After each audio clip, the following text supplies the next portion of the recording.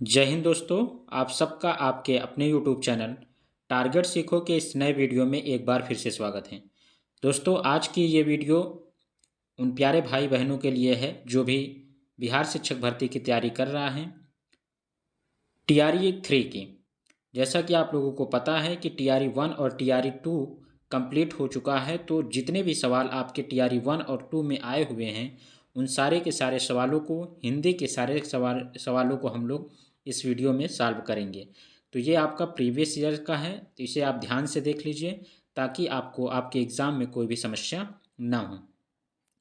हमारा पहला सवाल है जो कि आया हुआ है शिफ्ट सेकंड में, पीताम्बर शब्द का संधि विच्छेद। तो पीताम्बर में पीत धन अंबर होता है, पीत धन अंबर करेंगे तो क्या हो जाएगा पीताम्बर। पीताम्बर में दीर्घ संधि है, कैसे पीता, ता में आ गया, इधर आ गया, दोनों आ मिल करके क्या हो गए बड़ा आ, तो क्या बन गया पीताम्बर। पीताम्बर शब्द का संधि विच्छेद पीत धन अंबर है, यह दीर्घ संधि का उदाहरण है। इसके बाद दूसरा सवाल देखेंगे दोस्तों। दूसरा सवाल है नाविक। नाविक देखिए, नाविक कैसे बनता है, आयादी संधि से बनता है। नव धन इक नाविक, नव धन इक नाविक है, यह आयादी संधि का उदाहरण है। इसे आप लोग देखिएगा। इसके बाद है प्रत्येक संधि का विच्छेद करिए। तो प्रत्येक में प्रतिधन एक क्या हो जाएगा, प्रत्येक का प्रतिधन एक। प्रतिधन एक क्या कौन सा समास है, तो ये आपका हो जाएगा गुण। कौन सा संधि है, तो गुण संधि कहलाती है। तो प्रत्येक में कौन सी संधि है, गुण संधि।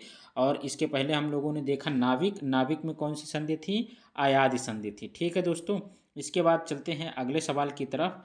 व्यंजन वर्ण के साथ, यानी जो व्यंजन वर्ण है उसके साथ स्वर मिल जाए या फिर व्यंजन मिल जाए तो कौन सा विकार होगा, तो कौन सी संधि होगी। तो आप सबको पता है कि व्यंजन के साथ कुछ भी आएगा तो क्या कहलाएगा, व्यंजन संधि कहलाएगा। तो इसका जवाब हो जाएगा बी नंबर, चौथे का व्यंजन संधि।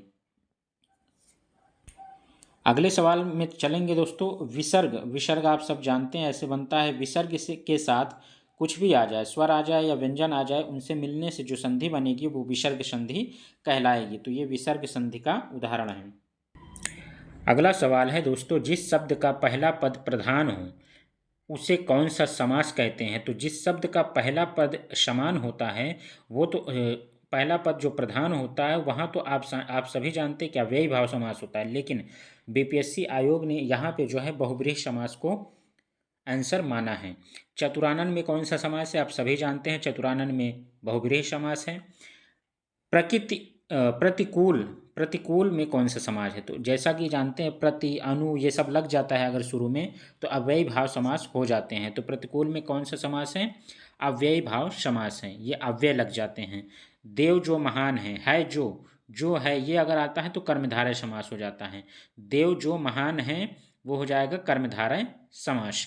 अगला सवाल है गद्यांश। गद्यांश को हम लोग देखिए छोड़ देते हैं, बाकी आगे के सवालों को देखते हैं। साथियों, वो गद्यांश का ही एक सवाल है कि सबकी प्रिय है भारत माता, फसलें और पके फल किसकी देन है, तो नदियों की देन है। ये गद्यांश के अनुसार यहाँ पर दिया गया था। सपूत शब्द में कौन सा उपसर्ग है, उपसर्ग और प्रत्यय से सवाल आने वाला है। उपसर्ग यानी जो पहले लगता है उसे उपसर्ग कहते हैं।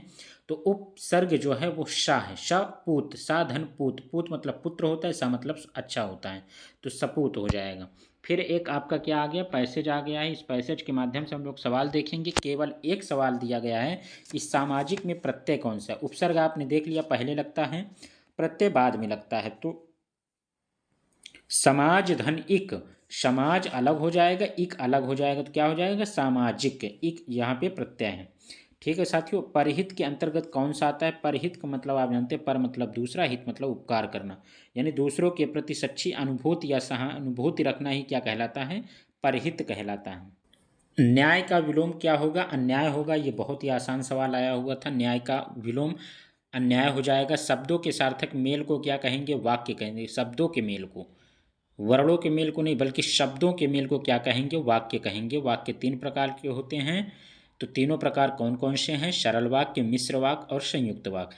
आप कल कहाँ गए थे, इस वाक्य में कौन सा उदाहरण है किस वाक्य का, तो आप कल कहाँ गए थे ये सवाल किया जा रहा है, तो ये प्रश्नवाचक वाक्य हो जाएगा। शुद्ध वाक्य बताइए, तो प्राण निकल गया नहीं होता बल्कि प्राण निकल गए होता है।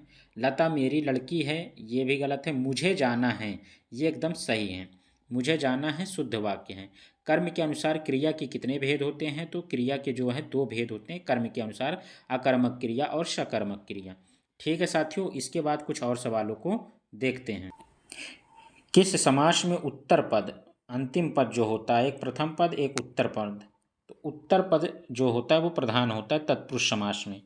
रसोई घर है तो रसोई के लिए घर जैसे होता है। पुल्लिंग स्त्रीलिंग के जोड़े को इसमें से पहचानना है तो ब्राह्मण ब्राह्मणी होगा, भेड़ का भेड़िया, भेड़ का बकरी नहीं होगा, दाता का दानी नहीं होता, लेखक का कवि नहीं होता है, बल्कि ब्राह्मण का ब्राह्मणी होता है। अगला सवाल है निम्नलिखित में से कौन सा क्रम सही है? तो आप सभी जानते हैं ये विशेषण का सवाल है। विशेषण में तीनों अवस्थाएं दी गई हैं, मूल अवस्था, उत्तरावस्था और उत्तमा अवस्था। तो सुंदर मूल अवस्था है, सुंदरतम जो है, सुंदरतर जो है उत्तरावस्था, और सुंदरतम जो है उत्तमा अवस्था है। ये तीनों याद रखेंगे। दिन काटना मुहावरा दिया गया, दिन काटने मतलब समय बिताना होता है, ये सब आप सब जानते हैं। बगल में छोरा नगर में ढिढोरा, इसका क्या हो जाएगा अर्थ लोकोक्ति का? तो वस्तु पास होने के बावजूद भी चारों ओर उसे ढूंढना ही क्या कहलाता है? बगल में छोरा नगर में ढिंढोरा। घोड़े बेचकर सोना बेफिक्र होना, आप सभी जानते हैं कि लोग कहते नहीं हैं कि आप एकदम से किसी भी काम के प्रति लापरवाह हो जाना, घोड़े बेचकर सोना बेफिक्र होना। आस्तीन का सांप होना, ये बहुत ही महत्वपूर्ण मुहावरा है। आस्तीन का सांप होना कपटी मित्र के साथ में रहता है लेकिन गलत कार्य मतलब कपटी मित्र होता है। कांटा निकालना क्या का मुहावरे का अर्थ होगा बाधा दूर करना, कोई कांटा लग गया उसे निकालना, अर्थात बाधा को क्या कर दिया? दूर कर दिया। अगला सवाल है पहाड़ टूटना। पहाड़ टूटना भी मुहावरा है, इसका अर्थ है कि भारी विपत्ति आ जाना ही पहाड़ टूट गया। लोग बोलते हैं कि दुखों का पहाड़ टूट पड़ा है। अगला है चादर से बाहर पैर पसारना, इसका मतलब है जितनी चादर है उससे ज़्यादा आप पैर पसार रहे हैं, आय से अधिक व्यय कर रहे हैं, जितना कमाई नहीं उससे ज़्यादा खर्च कर रहे हैं। अगला है इसमें से सवाल देखिए दोस्तों, आसन डोलना। आसन डोलने का मतलब है विचलित हो जाना, किसी चीज़ के प्रति विचलित हो जाना आसन डोलने का मुहावरे का अर्थ है। इसमें से कौन सा वाक्य शुद्ध है? तो इसमें देखिए क्षमा गलत लिखा हुआ है, क्षमा जो है छ से क्षत्रिय से बनता है। इसके बाद आपका आएगा निम्नलिखित में से कौन सा वाक्य क्या है? अशुद्ध है। तो रेडियो की उत्पत्ति नहीं होती है बल्कि रेडियो का क्या होता है? आविष्कार होता है। तो ये आपका आंसर सही हो जाएगा, अशुद्ध हो जाएगा। इनमें से कौन सा वाक्य अशुद्ध है? तो खरगोश को काट कर गाजर खिलाओ नहीं होता, बल्कि गाजर को काट कर खरगोश को खिलाओ होना चाहिए। ठीक है साथियों। अगला सवाल है निम्नलिखित में से कौन सा वाक्य अशुद्ध है? तो वह बहुत जल्दी वापस लौट आया।